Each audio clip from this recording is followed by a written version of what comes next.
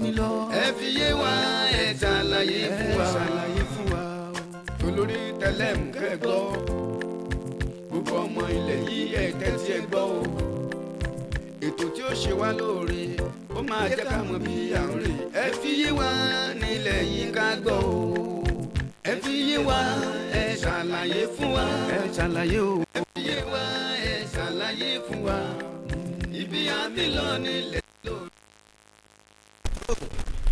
ẹ máa kú dédé ojú ọjọ́ ti ṣe rí lọ́dọ̀ títí yín ẹ kú bí ìgbà ti ṣe gbà ẹ kú kó lè dáa èyí tí gbogbo ọmọ adarí hun tí à ń bá kiri lórí ilẹ̀ alàyè mo kí yín o ẹ kú mùkẹ́mùkẹ́ ẹ kú mùkẹ́mùkẹ́ ẹ kú mùkẹ́mùkẹ́mùkẹ́ẹ̀kẹ́ adúpẹ́ ní ọwọ́ ọba Láòràbí tí kò jẹ́ kójú ó tì wá o tí kò jẹ́ kí aṣọ iyè ó fàyà mọ́ wa lára a mà dúpẹ́ o lọ́wọ́ alágbàwí wa alábínú à ń sá sí ẹ̀bùn ọpẹ́ wa rèé jẹ́ kó jẹ́ ìtẹ́wọ́gbà lọ́dọ̀ rẹ Elédùmarè mo kí gbogbo ọmọ orílẹ̀-èdè Nàìjíríà pátápátá a máa kú pọ̀pọ̀ ṣìṣà ayẹyẹ àjọ̀dún òmìnira ọdún 61 èyí tí orílẹ̀-èdè wa ti gba òmìnira lọ́wọ́ àwọn òyìnbó amúnisìn ti ilẹ̀ Bìrìtìkó àdúrà mi ni wípé gbogbo òkè ìṣòro tí ó dúró tu orílẹ̀-èdè yìí àgbànilágbàtán Ọlọ́run ọba á bá wa sọ di ẹ̀rọ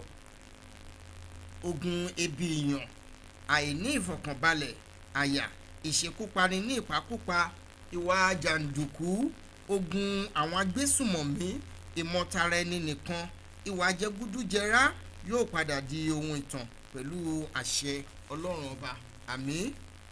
mo kí gbogbo ẹ̀yin olùgbọ́ mi káàbọ̀ sórí ètò yìí ètò yín ọlọ́sọ̀ọ̀sẹ̀ ni ètò tí a fi ń kọ́ ara wa ní ẹ̀kọ́ tí a fi ń lara wa lọ́yẹ̀ ètò bàbá ètò ìyẹn ètò ẹ fi yé wa èyí tí ó ń dé sí etí ìgbọ̀yìn láti iléeṣẹ́ rédíò Tùngbà 100.9 FM tí ó kalẹ̀ sí ọ̀nà fọwọ́kàn estate ní ìlú Ìtàlùwò níbí èmi ọmọ yín àbúrò yín àti olólùfẹ́ yín Ọbátúgàṣe Israel Adébáyọ̀ ọmọ Ìwòpé àjídágan máa jíjẹ tútù máa jẹ̀gbẹ́ èmi ni atọ́kùn ètò yìí lórí ètò yìí lónìí ohun tí a ó máa gbéyẹ̀wò ohun ni ṣíṣe agbára lo àwọn ẹ̀ṣọ́ aláàbò ní orílẹ̀-èdè wa kò sí àní-àní lórí ìṣìwàhù àwọn agbófinró pàápàá jùlọ àwọn tí wọ́n wọ kakí ògún àwọn tí à ń fojú wò gẹ́gẹ́ bí apẹ̀tù síjà láwùjọ àwọn ẹlẹ́ṣọ́ ààbò tí wọ́n yí bírí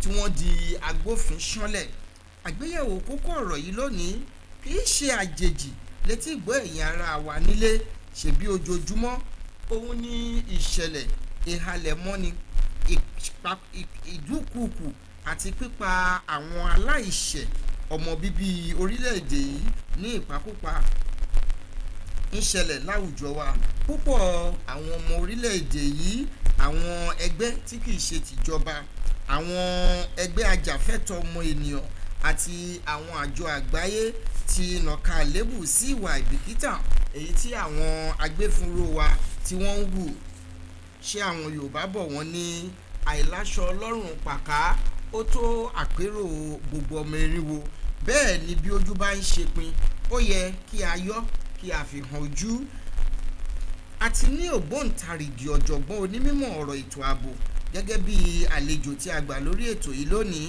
ṣùgbọ́n síwájú ẹ jẹ́ kí n lu àwọn aláṣẹ àtòlùdarí iléeṣẹ́ rédíò yìí ní ọ̀gbọ̀ ẹnu ẹ jẹ́ kí n dọ̀bálẹ̀ gbalaja fún olóore mi bàbá mo dúpẹ́ o ẹ ṣeun tí ẹ fi àyè gba ètò yìí lórí ìkànnì yìí ìwé orin Dáfídì orí kìíní ẹsẹ̀ kẹta wípé ìwọ yóò sì dàbí igi tí a gbìn sí etí ipa odò èyí tí ó ń so èso rẹ̀ lákòókò rẹ̀ bàbá mo gbàdúrà fún yín ewé yín kì yóò sì rẹ̀ dànù o ohunkóhun èyí tí ẹ bá ti ń dáwọ́lé àti ẹ̀yin àti ìyàwó yín àti àwọn ọmọ yín yóò máa ṣe déédéé ni pẹ̀lú àṣẹ ọba Láòràbí àmín àṣẹ Ìdùmarè bákan náà ni mo kí amójú ẹ̀rọ mi tòní ìyẹn Ọpẹ́yẹmí Owólabí MC Money ó máa kú iṣẹ́ o àṣeyìí lẹ́ máa ṣe lágbára Ọlọ́run mo kí onímọ̀ ẹ̀rọ ẹni tí ó wà nídìí ẹ̀rọ alátagbà èyí tí ẹ fi ń wò wá kedere lórí ẹ̀rọ ayélujára ìyẹn Facebook ọmọ mi àbúrò mi Sodiq Akínbólú ẹ kú ìgbìyànjú Ọlọ́run ọba àfiṣẹ́yìn yín àmín ẹ jẹ́ kí n dé òkè lọ́hùn náà kí n dá tọ́mì ní ìgbà tí mo bá padà dé a ó wá wọ agbami ètò lọ ẹ kú kalẹ̀ lọ́ọ̀dẹ̀. iRockin.com Nigerian music anytime. Food no dey, brother, water no dey. And our country no good oh, everyday for day for whole night. One man wey tip my omo, dem go show him face for grand fighter. Rich man wey tip money omo, we now dey see their face for grand fighter. Tell me something I don't know why. Rich man go dey yalla pe ah, one man go dey shine. Rich man go dey yalla pe ah, one man go dey shine. They gonna lead us well. Don't let this nation to fall inside well. Mr. President, Lead us well, if you be governor, govern us well. if you be senator, Anytime well, if you be police, police well, now they take bribe. Lead us well, name govern us well. èyí tí ó ń dé sétí ìgbọ̀yìn láti iléeṣẹ́ rédíò Tùngbà 100.9 FM ní ìlú Ìtàlù. Ohun tí a fẹ́ gbéyẹ̀wò lórí ètò yìí lónìí gẹ́gẹ́ bí mo ti ṣe sọ fún wa òun ni ṣíṣí ipò àti agbára lo àwọn ẹlẹ́ṣọ́ ààbò láwùjọ. A sì ti ní àlejò kan tí wọ́n jẹ́ onímọ̀ pípé nípa ọ̀rọ̀ ètò ààbò àti ìwàsí àwọn agbófinró ní ìgbà tí ó bá ti tó àsìkò. A ó jìjọ máa fomi jomitoro ọ̀rọ̀, a ó jìjọ máa fọ̀rọ̀ jomitoro ara wọn lórí ètò yìí. Ojúṣe pàtàkì fún àwọn ẹlẹ́ṣọ́ ààbò gẹ́gẹ́ bí ìlànà tí òfin là sílẹ̀ òun ni láti ṣe àwárí àti gbégidínà ìwà ìbàjẹ́ láwùjọ, láti fi ọwọ́ ṣìkún mú àwọn ọ̀daràn tí ó ń da omi àlàáfíà ìlú rú, láti ṣe ìdáàbòbò òfin orílẹ̀-èdè wa àti láti pèsè ààbò tí ó péye fún ẹ̀mí àti dúkìá àwọn ará ìlú. Ìdásílẹ̀ àjọ àwọn aláàbò ní orílẹ̀-èdè wa, bóyá àwọn jagunjagun sójà, àwọn ológun ojú òfurufú, àwọn ológun orí omi tàbí àwọn ọlọ́pàá agbófinró, jẹ́ èyí tí ó wà ní ìbámu sí ìpèsè ìlànà òfin. Ó ṣe pàtàkì fún àwọn ẹ̀ṣọ́ aláàbò wọ̀nyí láti jí gìrì mọ́ iṣẹ́ tí òfin gbélé wọn lọ́wọ́ nítorí làásìgbò, ìwà ìrúfin, fífi ẹ̀tọ́ dunni àti ọ̀pọ̀lọpọ̀ ìwà jàǹdùkú pẹ̀lú olè jíjà àti ìwà ọ̀daràn èyí tí ó gbalẹ̀ kọ̀ọ̀kan ní àwùjọ wa. Kí àwọn òyìnbó akónilẹ́rú tó dé, oríṣiríṣi ẹ̀yà tí ó wà ní orílẹ̀-èdè yìí ni wọ́n ní àgbékalẹ̀ ìlànà ètò ààbò tí ó dán mọ́rán pẹ̀lú àwọn ẹ̀ṣọ́ aláàbò ní ìhà olúkúlùkù láti ṣe àbójútó ọ̀rọ̀ ààbò kí àlàáfíà kí ó lè jọba. Ọdún 1863 òun ni ìdásílẹ̀ ikọ̀ agbófinró àkọ́kọ́ ní orílẹ̀-èdè yìí nígbà tí Sir Freeman Stanhope, ẹni tí ó jẹ́ gómìnà fún ìjọba Bìrìtìkó ní ìgbà náà ní ilẹ̀ yìí, bẹ̀bẹ̀ fún àṣẹ láti dá ikọ̀ aláàbò tí yóò dojúkọ làásìgbò àti àìgbọ́ra-ẹni-yé èyí tí ó bẹ́ sílẹ̀ ní agbègbè Ẹ̀pẹ́ èyí tí ó wà ní ìpínlẹ̀ Èkó lọ́wọ́lọ́wọ́ báyìí. Àkọsílẹ̀ ìtàn kan tilẹ̀ fi yé wa wípé ìgbìyànjú ti kọ́kọ́ wà rí ní ìlú Èkó láàrin ọdún 1845 sí ọdún 1861 láti dá ikọ̀ aláàbò kan sílẹ̀. Oṣù kẹrin ọdún 1930 òun ni àwọn ikọ̀ ẹlẹ́ṣọ́ ààbò ti ẹ̀ka Òkè Ọya àti ti ìhà gúúsù darapọ̀ láti di ọ̀kan ṣoṣo èyí tí a mọ̀ sí Nigerian Police Force lónìí. Àwọn ìjọba òyìnbó ní ìgbà náà ṣe àgbékalẹ̀ òfin ìyẹn Nigerian Police Force Ordinance No. 3 tí a mọ̀ sí Ordinance No. 3 ti 1930 láti fi ṣègbè ìdásílẹ̀ àjọ yìí. Ọ̀pọ̀lọpọ̀ àtúntò àti àtúnṣe ni ó ti wá sáyé láti mú kí iṣẹ́ àwọn agbófinró lè túbọ̀ jáfáfá kí ó sì jẹ́ èyí tí yóò ní ipa rere láwùjọ.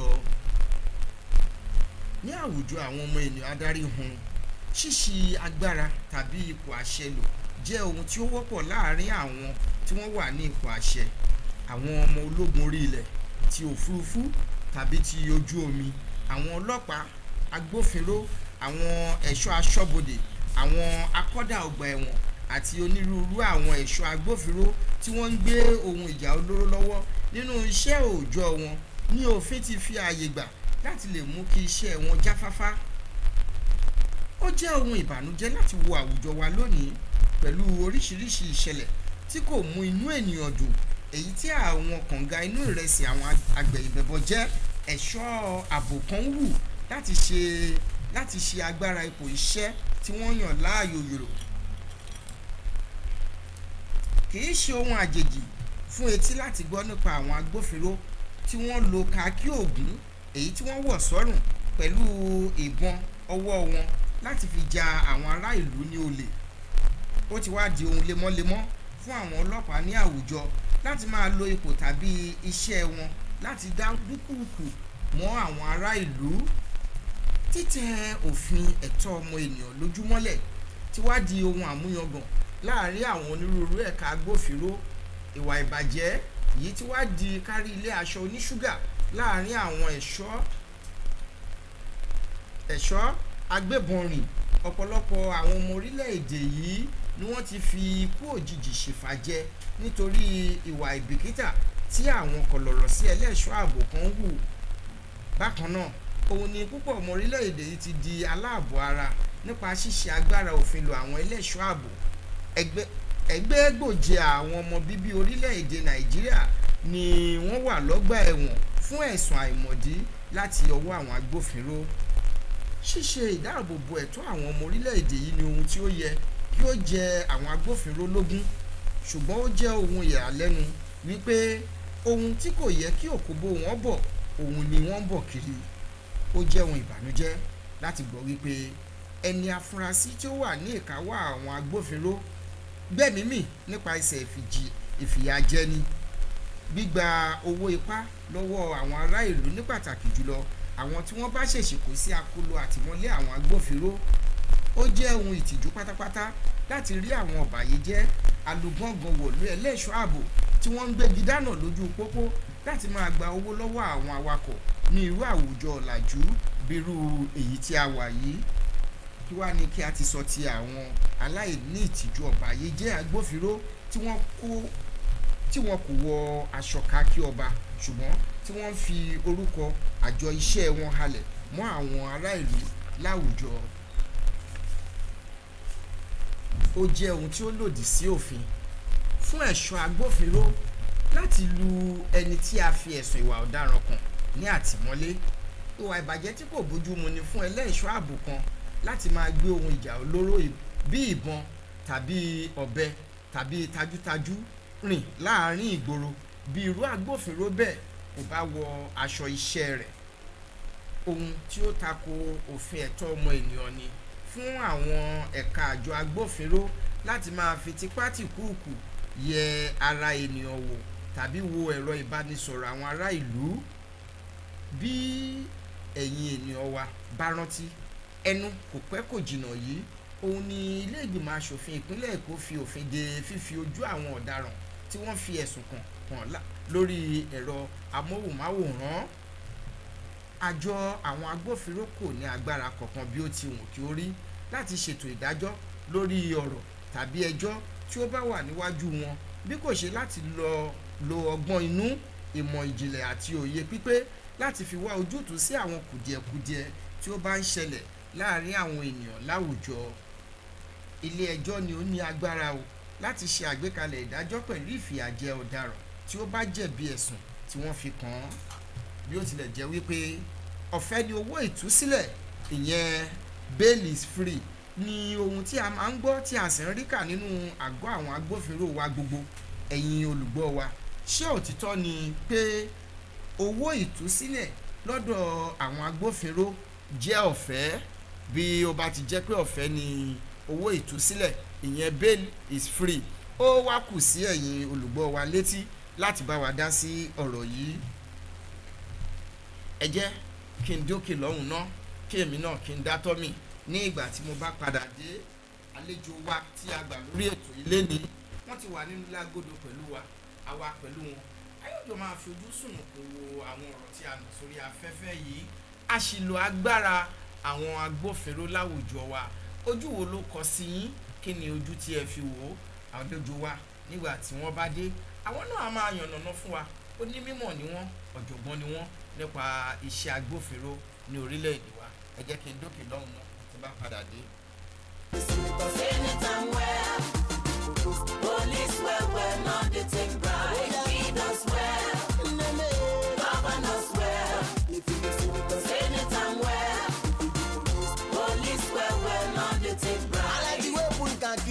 name of the party. People destroying people na the name of the party. Election for my country na party.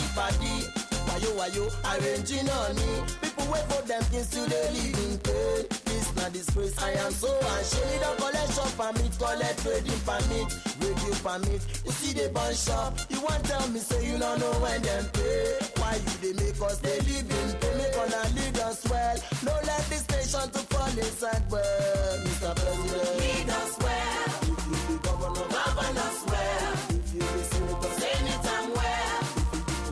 Police well, not they take bribe. Lead us well. Govern us well. if you be senator, Senator well. Police well, not they take bribe.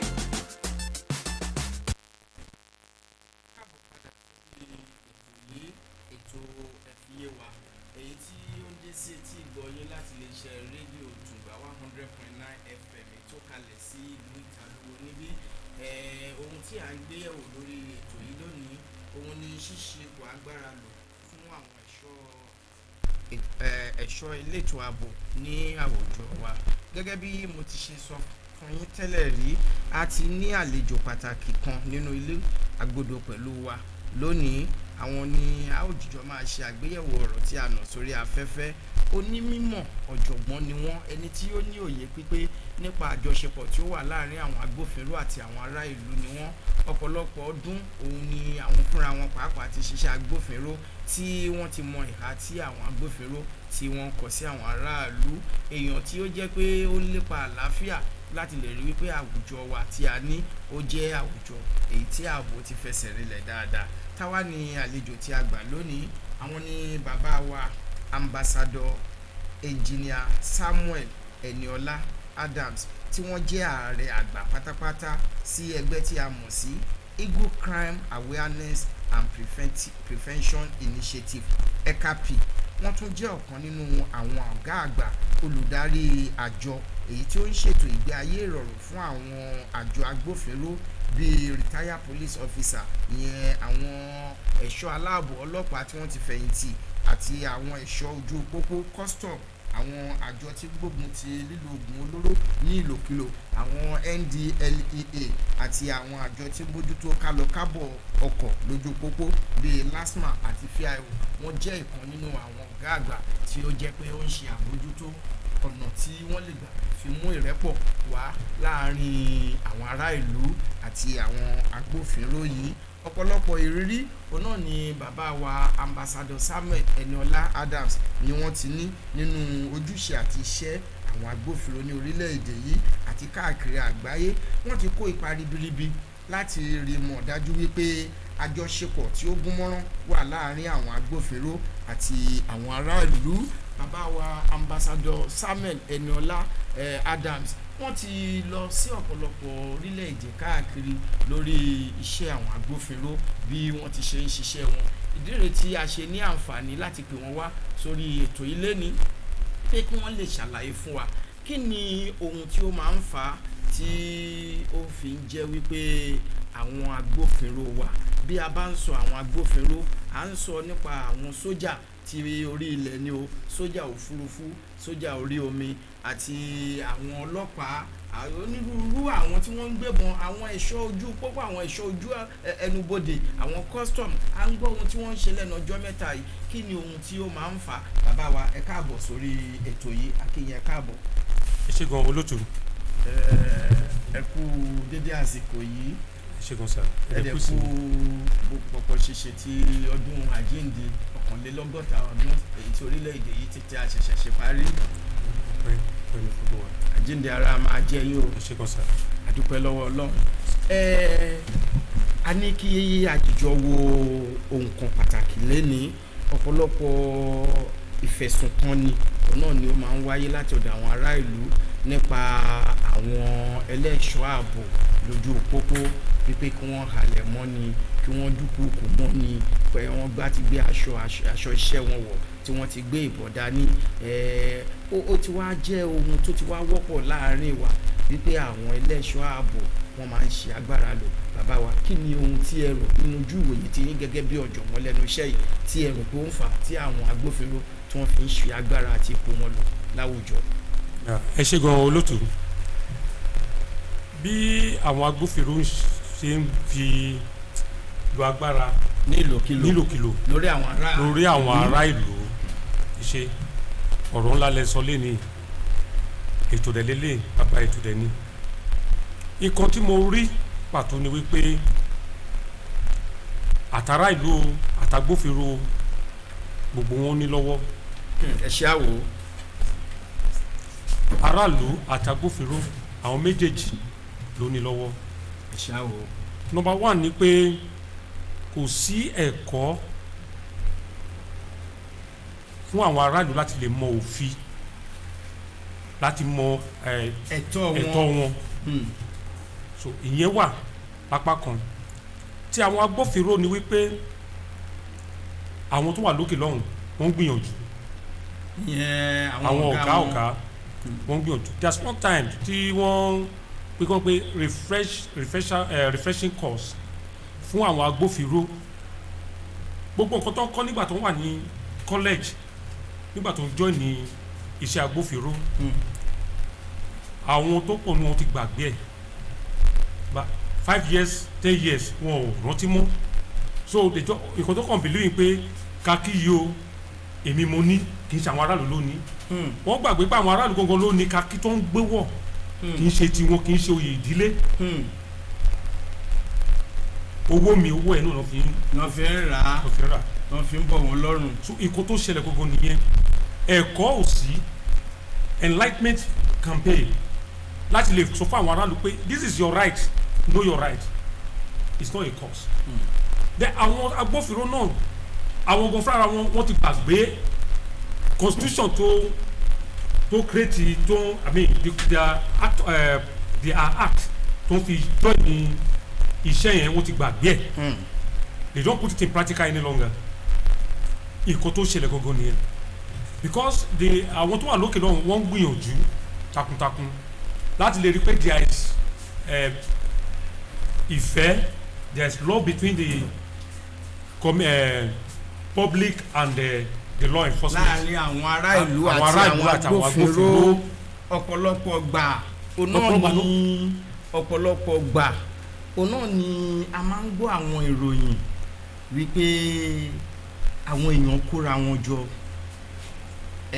àwọn agbófinró wọn lọ tú wọn ká bẹ́ẹ̀ ni kẹ̀dẹ̀rẹ́ tí a bá ní kí a wo àgbékalẹ̀ òfin orílẹ̀-èdè wa ti Nàìjíríà tí a bá ní kí a wo àgbékalẹ̀ òfin ti ilẹ̀ adúláwọ̀ ìyẹn African Charter on Human and People's Rights tí a bá tún ní kí a wo òfin ti àgbáyé a rí i pé ó fi àyè gbà á wípé kí àwọn èèyàn kóra wọn jọ kí wọ́n ṣe ìwọ́de onípẹ̀lẹ́ oní alálàáfíà ṣùgbọ́n àwọn agbófinró yìí nígbà míì ìṣesí àti ìhùwàsí wọn bí ìgbà tó jẹ́ pé ẹni tí wọ́n rán níṣẹ́ ọmọ tí ó jẹ́ pé ó ń fi ti ẹrú jẹ ni ṣé bí ẹ̀kọ́ tí wọ́n ń kọ́ ní àwọn iléèwé tí wọ́n lọ bí abí police college bí abí military school àbí bí àwọn ibi tó jẹ́ pé wọ́n ti kẹ́kọ̀ọ́ kó tó di pé wọ́n di agbófinró ṣé ẹ̀kọ́ tí wọ́n ń kọ́ nìyẹn ni àbí ìgbà tí wọ́n jáde iṣẹ́ yẹn ni ó wá ń gùn wọ́n débi tó jẹ́ pé wọ́n fi ń ṣe agbára yẹn lò èyí tí ó fi bọ́ sí ìnira fún àwọn ará ìlú yẹn kí ni ohun tí ẹ lè sọ sí eléyìí. ẹ ṣe gan ṣe rí pé ká kóra wa jọ pé a fẹ́ ṣe ìwọ́de bẹ́ẹ̀ni kò lòdì sí òfin ó tún lòdì sí òfin ẹ ṣe àwò ọ̀nà méjì ló wà ẹ ṣe àwò sà kò lòdì sí òfin ni wípé tó bá gba approval bá gba àṣẹ lọ́wọ́ àwọn agbófinró pé mo fẹ́ ṣe ìwọ́de o tó dẹ̀ fún ẹ ní ìwé àṣẹ kò lòdì sí òfin ní inú ìwé act of police wọ́n pe kí ni kan unlawful gathering is a criminal act láì gba ìwé àṣẹ kò sí ẹni náà tó lè kóra jọ pé òun fẹ́ ṣe ìwọ́de ó ti bẹ́ẹ̀ ni pé ó fẹ́ overthrow gọ́ọ̀mẹ̀ntì ìjọba ni òun fẹ́ kọ́ sí anarchy ní ìlú ó fẹ́ dá wàhálà sílẹ̀ ní àwùjọ so that is right táwọn ọlọ́pàá fi sọ pé you must get a police authority before you can go out for a protest or whatever either peaceful or o fẹ́ fi ẹ̀dùn ọkàn ẹ̀ hàn so o gbọ́dọ̀ gba ìwé àṣẹ is mandatory ó jẹ́ pàtàkì ó jẹ́ kókó o gbọ́dọ̀ gba ìwé àṣẹ láti lè ṣe ìwọ́de. ó dáa jẹ́ kí a wò báyìí ohun tí à ń gbé yẹ̀wò òun náà ni ṣíṣe agbára lo àwọn agbófinró ní àwùjọ wa tí a bá tẹ̀ wá ń sọ nípa ṣíṣe agbára lo àwọn agbófinró yìí lẹ́nu lọ́wọ́lọ́wọ́ yìí ní orílẹ̀-èdè Nàìjíríà a fẹ́ lè sọ pé ìhà méjì ni àwọn tí à ń sọ àkọ́kọ́ à ń sọ nípa ti àwọn agbófinró ọlọ́pàá èkejì bóyá kí a tún sọ pé lẹ́nu kò pẹ́ kò jìnnà yìí àwọn ẹlẹ́ṣọ́ ẹnubodè ẹ̀yẹ tí a mọ̀ sí custom kí a wò wípé ọ̀nà táwọn náà tún gbà ń ṣiṣẹ́ títí wọn ọ̀nà tó jẹ́ pé ó tún ti ní àtakò sí ẹ̀tọ́ ọmọ ènìyàn ni pé kí wọ́n pààyàn nípakúpa ní pé wọ́n lé àwọn onífàyàwọ́ kí wọ́n pààyàn àti oríṣiríṣi bẹ́ẹ̀ ni à ń sọ ṣùgbọ́n ẹ jẹ́ kí a tilẹ̀ wò ó nípa àwọn tí wọ́n súnmọ́ wa dáadáa tí ó jẹ́ pé àjìjọ ń gbé àjọ ń jẹ àjọ mu ìyẹn àwọn ọlọ́pàá tí ó jẹ́ pé wọ́n wà láàrin wa níbí ṣé ó jẹ́ ohun tí ó tọ̀nà fún àwọn ẹlẹ́ṣọ́ ààbò ọlọ́pàá láti lè rí wípé àwọn tí wọ́n ń lọ ní àárín ìlú tí wọ́n já dédé kí wọ́n mọ́lẹ̀ tí wọ́n dẹ̀ lọ tì wọ́n mọ́lé láì jẹ́ pé ṣe ni wọ́n ní ẹ̀sùn kan tí wọ́n fi kàn wọ́n àbí kí ó tó di wípé bóyá wọ́n sọ èyí wọ́n rí èyí sọ láṣàtìlẹ́yìn pé wọ́n fi ẹ̀sùn kan wọ́n fi so wọ́n mọ́lẹ̀ kí wọ́n lọ mú ẹ̀sùn tí kò ní ìtumọ̀ kí wọ́n gbélé wọn lórí àìmọye irú àwọn èèyàn bẹ́ẹ̀ tó jẹ́ pé wọ́n ti wà ní ọgbà ẹ̀wọ̀n lọ́wọ́lọ́wọ́ báyìí ọ̀pọ̀lọpọ̀ ló dẹ̀ ti di bẹ́ẹ̀ pàápàá tí wọ́n ti gbọ̀nà lọ ṣé eléyìí náà pẹ̀lú àwọn ìlànà àti òfin tó dá iṣẹ́ ọlọ́pàá sílẹ̀ tó fi gba àyè gbà wọ́n. kò sí òfin tó sọ pé kí ọlọ́pàá kó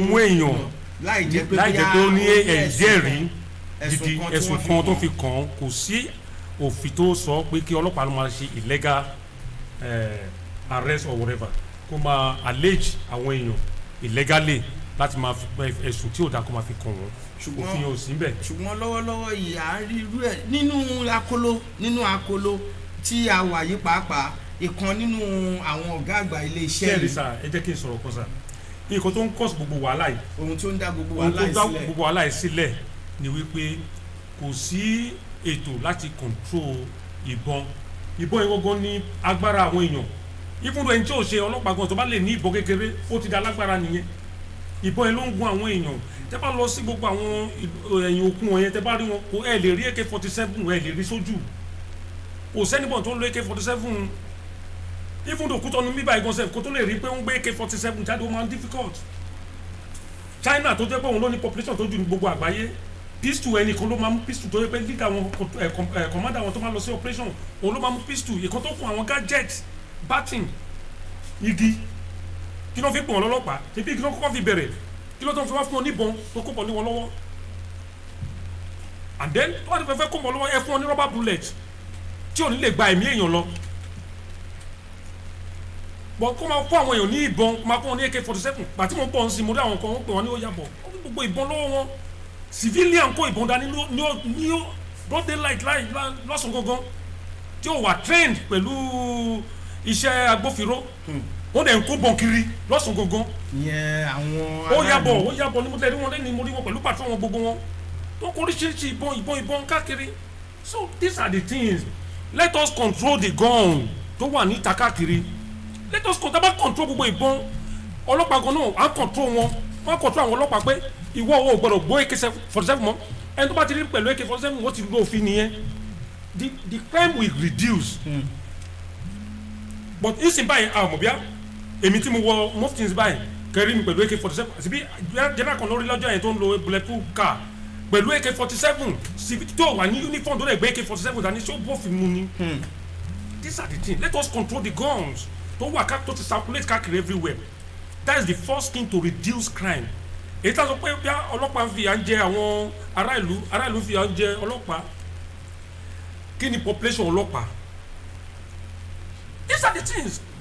Then ní sojú mi ní ọjọ́ Wednesday ní bíríìjì ní Oṣòdì bridge àwọn ọmọ tó ń ta igbó ibẹ̀ ni àwọn task force tó pera wọn lé task force Lagos State task force iwájú ọ̀dọ̀ wọn ni kíní ẹ̀ wà tí báàgì igbó wọn gbé síbẹ̀ wọ́n dẹ̀ ń ta police station mẹ́ta ló wà ní area yẹn àmì wà lẹ́gbẹ̀ẹ́ iwájú àmì ní arena market yẹn gbọ́n ibẹ̀ ló gbé sí as I'm talking to you, you can go there, you see them, they are not hiding it again. But eléyìí kì í ṣe pé fire brigade fight, let's go there and educate them because they like education.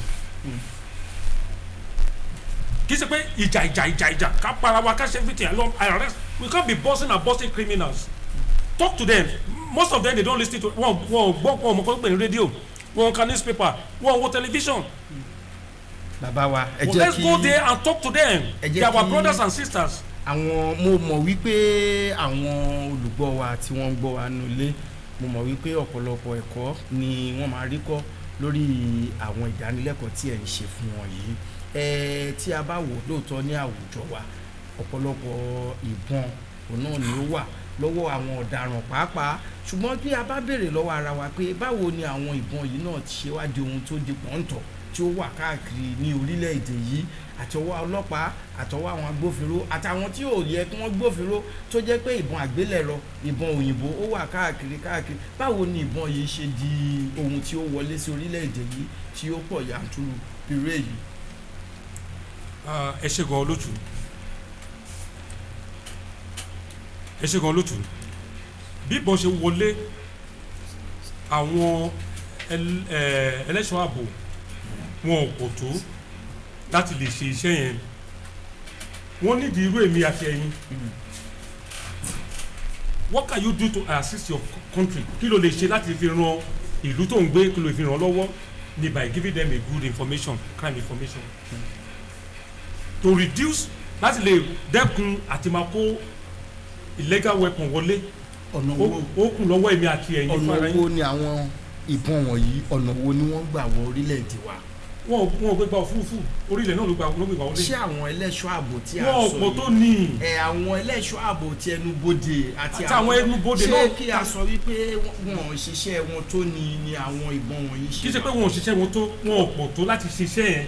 ni ò jẹ́ they don't have a normal power. ni kò to jẹ́ execute kí wọ́n mọ exactly. bí àwọn irinṣẹ́ wọ̀nyí ti ṣe wọlé. that is why tó fi nídìí èmi ẹ̀yin àtàwọn aráàlú. àbí ká kúkú sọ pé àwọn alágbára kan tí ó jẹ́ pé aṣẹ̀málù ẹran ọba ni wọ́n ń jẹ́ alátìlẹyìn tí àwọn irinṣẹ́ wọ̀nyí fi ń wọlé tó fi ń bọ́ sọ́wọ́ àwọn tí ò yẹ kó wà lọ́wọ́ wọn. èmi ò lè sọ yẹn bóyá àwọn kan wà lẹ́yìn kìíní ẹ̀ bọ́tẹ́ ìkọ́tẹ́ mi mọ̀ pé wọn ò lè dá ṣe gbogbo iṣẹ́ yẹn tán and then ibi tó yẹ kán wà wọn ò ní síbẹ̀ ẹnubodè náà kó máa ṣọ́ but inú ọjà ló ń ṣọ́ kiri ń sìn.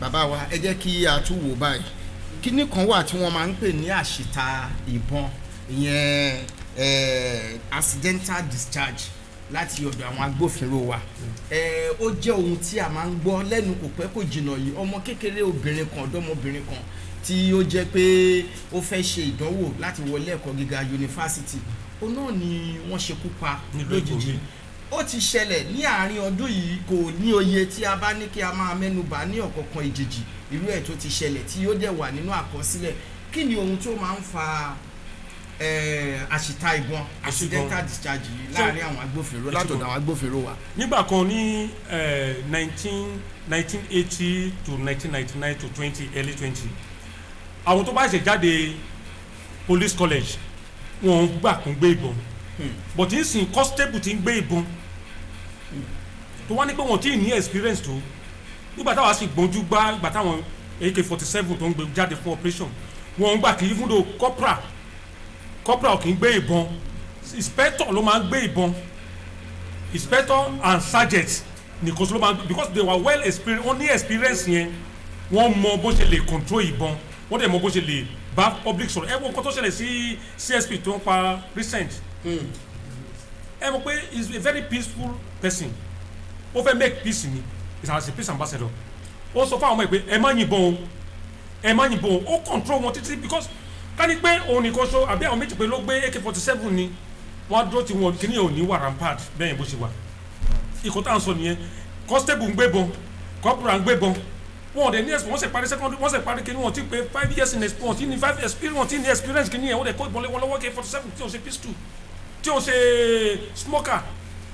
smoking gun so ikọ̀ tó ń cause most of all these things nìyẹn so gbogbo kí ni yìí education náà ni ó sì fall sí training kó máa gba training wọn kó máa gba education wọn enlightenment campaign kó máa lọ káàkiri gbogbo àwọn publics because they have provost who is in charge of to checkmate the police is that ṣe provost náà ti ń ṣiṣẹ́ ó ti ń ṣiṣẹ́ ń sìn gbogbo ilé ìlú yẹn kó máa ká máa bèrè lọ́wọ́ ara wa kí ni iṣẹ́ tí provost yìí ń ṣe is to checkmate the police àwọn provost wa gan sef mọ àtẹ̀rí wọn ta mọ́ wọn lọ sí division to division again láti lọ́ọ́ máa checkmate àwọn èèyàn wọn so gbogbo àwọn nǹkan báyìí lọ́ọ́ a sì need láti lè fi dẹ́kun gbogbo nǹkan tó ń ṣẹlẹ̀ ní àwùjọ wa.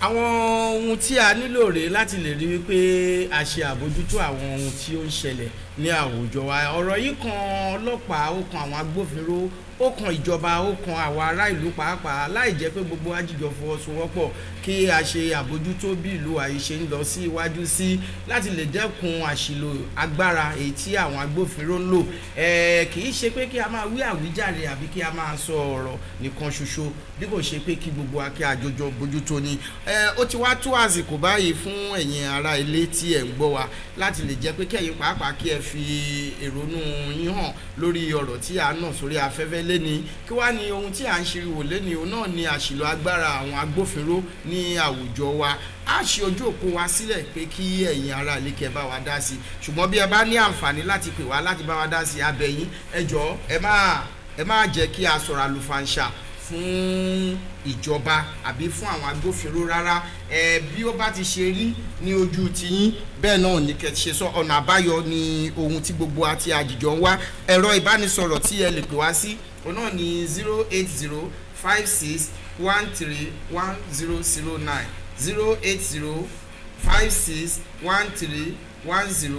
08056131009 tàbí 08113051009.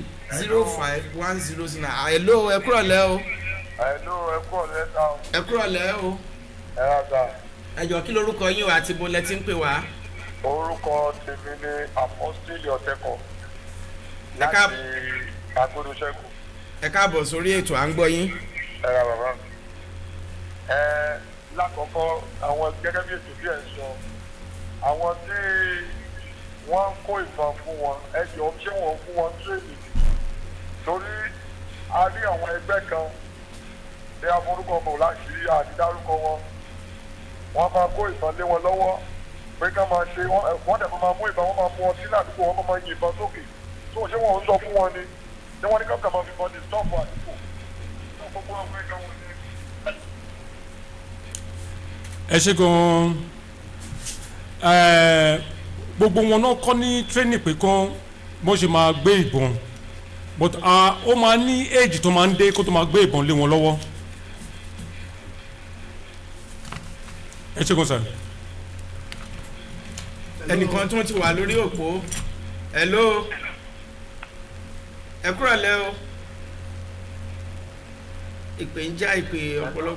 Hello, ẹ kúrọ̀lẹ́. Ọlọ́run bá ní ìtò ẹjọ́ kí ni orúkọ yín o àti níbo lẹ ti ń pè wá. Orúkọ tèmi ni Àlájì Sàrò láti orí òkúta ìkòrò. Ẹjọ́ ẹ gbóhùn sókè dáadáa ká lè gbọ́ yín dáadáa. Orúkọ tèmi ni Àlájì Sàrò láti orí òkúta ìkòrò láti. À ń gbọ́ yín bàbá. Nǹkan tí èmi rí sí ọ̀rọ̀ yìí ni pé àwọn ìjọba wa la máa rọ̀ kán túbọ̀. Hello, à ń gbọ́ yín o. Hello. Ìgbébọn. Hello? À ń gbọ́ yín à ń gbọ́ yín. Ẹ sọ̀rọ̀ sókè à ń gbọ́ yín bàbá. Àwọn ìjọba wa òun la máa rọ̀ láti pé gbogbo àwọn tó jẹ́ pé ẹnìkan mẹ́tọ̀ láti ṣe dání. Ìpè yẹn ti rebete.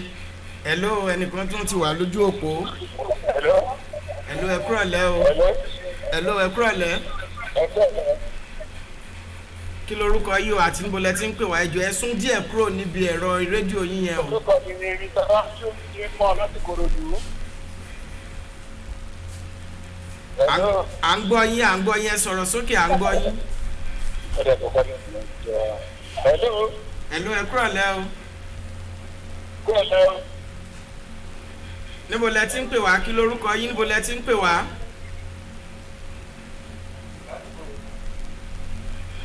Hello. Ẹ kúrọ̀lẹ́ o. ẹ kúrọ̀lẹ́. Hello. Níbo ni ẹ ti ń pè wá o? Ohun tí à ń gbéyẹ̀wò lórí ètò yìí lónìí òun náà ni àṣìlò agbára tí àwọn agbófinró wa tí wọ́n ń lò láti fi dúkòokò láti fi halẹ̀ mọ́ àwọn ará ìlú ní àwùjọ. Òun náà ni a ní àlejò tí wọ́n wà pẹ̀lú wa níbi tí ó jẹ́ pé ọ̀jọ̀gbọ́n ni wọ́n nípa ọ̀rọ̀ àwọn agbófinró. Òun náà láti bí wákàtí kan ni àtijọ́ yànnàná rẹ̀ pé kí ni àwọn ohun tí ó ń ṣokùnfà tí ó fi jẹ́ wípé bóyá ìhalẹ̀ mọ́ ni ìdúkòokò mọ́ ni òun náà tí ó jẹ́ pé àwọn agbófinró fi ń ṣòro ipò àti agbára wọn ní àwùjọ wa. Ànìkan tó ti wà lópò láti inú ilé wọn fẹ́ bá wa dá sí. Ẹ kúrọ̀lẹ́ o. Hello, ẹ kúrọ̀lẹ́. Ojú òpó yìí ó ń ṣe ségesège. Àwọn èèyàn tí wọ́n ń pè wá tí wọ́n fẹ́ bá wa dá sí ètò yìí wọ́n pọ̀ níye. Tí ó bá jẹ́ pé ẹ̀yin ẹ fẹ́ pè wá lórí ètò yìí, àwọn ojú òpó tí ẹ lè pè wá sí ni 08056131009 08056131009. Ẹ kúrọ̀lẹ́ o. Ẹ kúrọ̀lẹ́ o. Ẹ kúrọ̀lẹ́. Yẹ́sà, Mr. Fúnmiláyọ̀ Bámidélé ló ń pè látòkè yá. À ń gbọ́ yín o.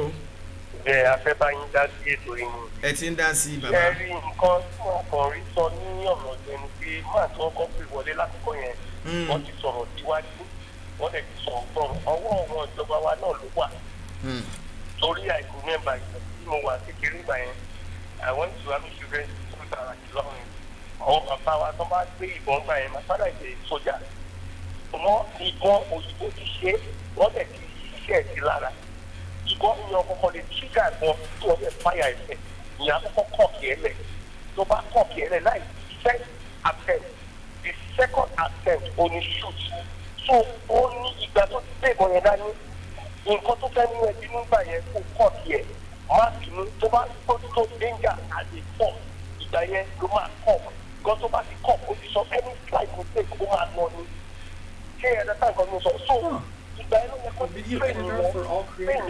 What you doing there? Welcome, my friends. In this video, I'm going to show you how you can make your phone into a wireless webcam or a wireless secondary camera on your live streaming if you want to do that without using any apps, and it is So in the second area is that kò sẹ́ni tí òun yẹn ká dúpẹ́ lọ́wọ́ bàbá wa ní Lagos State.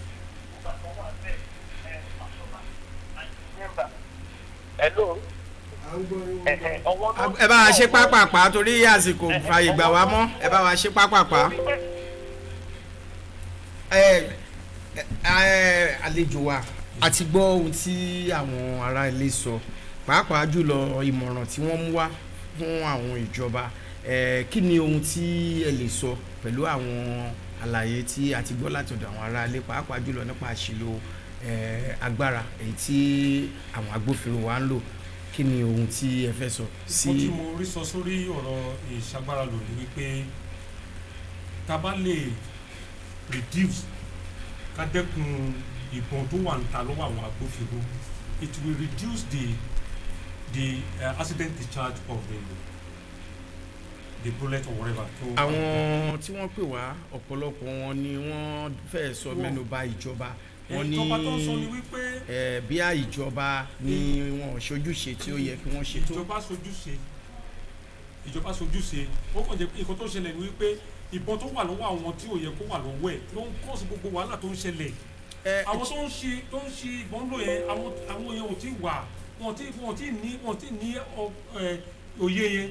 Ǹjẹ́ àwọn kan wà àwọn ọ̀pọ̀lọpọ̀ àwọn tó jẹ́ pé bóyá wọ́n ń ká àwọn ìbọn yìí mọ́ lọ́wọ́, àwọn tó kí ni ìjìyà tí ìjọba gbé kalẹ̀ fún àwọn tí ó jẹ́ pé wọ́n bá à ń sọ̀rọ̀ nípa ìbọn AK-47 ó ní oye tó jẹ́, báwo ló ṣe wọ ìlú yìí wá? Ó dáa àti ẹ̀ wá sọ pé ó ti wá wọ ìlú yìí yanturu, àmọ́ bó ṣe wọ̀lú àwọn tí wọ́n bá ká ìbọn yìí mọ́ lọ́wọ́. Kí ni àgbékalẹ̀ ìjìyà tí ó wà fún irú wọn láti ọ̀dọ̀ ìjọba tí ó fi lè jẹ́ pé ní ìgbà tí wọ́n bá fi ìyà jẹ wọ́n bí wọ́n bá mú 2 mẹ́ta 4 tí wọ́n rí pé ìyà pọ̀nbélé ni wọ́n fi jẹ wọ́n ó lè ṣeé ṣe káwọn tí ó jẹ́ pé ó kù lọ́wọ́ wọn kí wọ́n kó ìbọn yìí sílẹ̀ àbí kí ó jẹ́ pé bóyá wọ́n máa wo ibi tí wọ́n máa kó sí kí ni àgbékalẹ̀ ìyà tí ìjọba fi ń jẹ wọ́n. àmójúpẹ́ lọ́wọ́ yín gan olóòtú ọmọ nàìjíríà ni ọmọ nàìjíríà lè ní bẹ́ẹ̀ni jẹ́gẹ́tẹ̀ gbogbo àníjọba ìjọba rẹ̀ ti ní constitution ó ti ní constitution tí and then there is a court ló lè give penalty pé nǹkan báyìí ló máa fi èmi tí mo wà lórí òpó gan ni mo máa sọ yẹn fún yín ní ọgbà tàwọn ọlọ́pàá náà wọ́n ní image maker tó yẹ kó sọ̀rọ̀ fún ti àwọn ọlọ́pàá tó mọ gbogbo out of the police and other things even though navy air force gbogbo ló ní image maker ti wọn so àwọn ìjọba máa sọ̀rọ̀ yẹn ìyẹn máa bá àwọn ìjọba sọ yẹn wọ́n máa sọ fún yín ìyà tó yẹ tó tọ́ fún wọn èmi kọ́ máa sọ yẹn pé ìyà báyìí ló tọ́ fún wọn. ẹ jẹ́ kí ọmọ nàìjíríà lápapọ̀ o ọmọ nàìjíríà lápapọ̀ pàtàkì ọmọ Odùduwà ẹ jẹ́ ká kíra wọn kú ara fẹ́ra kú o ìbọn bá Fẹ́mi Awólọ́wọ̀ tó kún jọ sí ó ṣèlú bàbá tẹ́lẹ̀ lọ.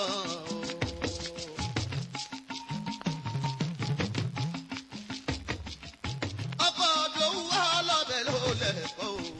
tó àlejò wa bí a ti ṣe ń ká ẹsẹ̀ ètò yìí lẹ̀ lónìí kí ni ìmọ̀ràn ní ìṣẹ́jú kan tí ẹ lè fún ìjọba àti àwọn ará ìlú lórí ọ̀rọ̀ tí à ń sọ yìí.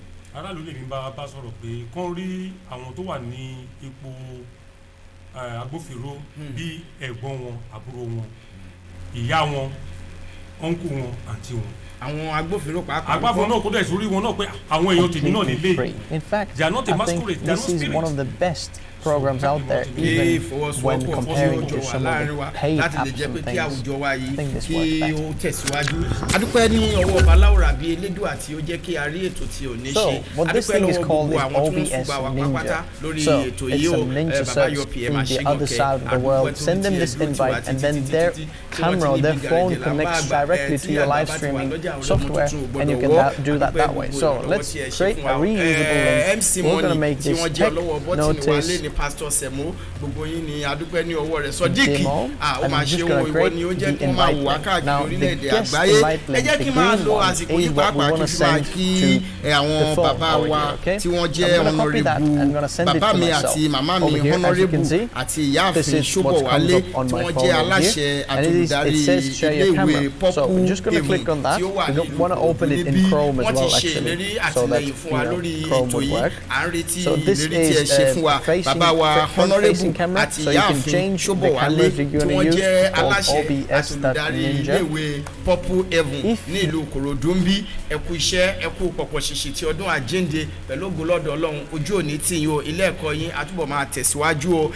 ibi ni a máa fi àdàgbà ètò yìí sí lẹ́ni bóyá ẹ ní ohun kan tàbí méjì tí ẹ fẹ́ bá wa sọ bóyá ìfẹ́ tilẹ̀ gbé ìpolówó yín wá ní lórí ètò yìí ẹ pè mí sórí ẹ̀rọ ìbánisọ̀rọ̀ ti tèmi 08180813442 lẹ́ẹ̀kan sí 08180813442 tàbí 08022795346 tí ó bá jẹ́ pé bóyá èyí ní wọ́n fi ẹ̀tọ́ yín dùn yín àbí wọ́n fi ọwọ́ lágbá yín lójú àbí ẹ̀yin nílò ìrànlọ́wọ́ wa kan nípa ti amòfin ni àbí ẹ ní ohun tí ẹ fẹ́ kí a bá yín ṣe àwọn ẹ̀rọ ìbánisọ̀rọ̀ tí mo pè yín ní kí ẹ kó wá sí pẹ̀lú àṣẹ lọ́dọ̀ Ọlọ́run àdáyé lóhùn bàbá yín wá ojú sí títí ọjọ́ mẹ́jọ tí a ó tún pàdé lórí ètò yìí suspicious site or over 18 site, so it's in default blocking the tag. Okay? So if I was opening this on my phone, I would go to